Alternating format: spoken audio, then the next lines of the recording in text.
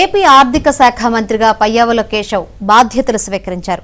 15వ ఆర్థిక సంఘం నిధుల విడుదలపై పయ్యావుల తొలి సంతకం చేశారు. స్థానిక సంస్థలకు 250 కోట్ల మేర నిధులు విడుదల చేశారు. చంద్రబాబు ఇచ్చిన ఎన్నికల హామీ ప్రకారం స్థానిక సంస్థలకు నిధుల విడుదల ఫైలుపై పయ్యావుల తొలి సంతకం చేశారు. పన్నులు పెంచడం ద్వారా రాబడి పెంచుకోవాలనే జగన్ ఆలోచన విధానం వల్ల ఏపీలో వ్యాపారాలు లేకుండా పోయాయని పయ్యావుల ధ్వజమెత్తారు. ఏపీ ఆర్థిక వ్యవస్థను జగన్ అతలాకుతలం చేశారని దుయ్యబట్టారు. ఏపీ ఎకానమీని జగన్ కుప్పకూల్చారని మండిపడ్డారు.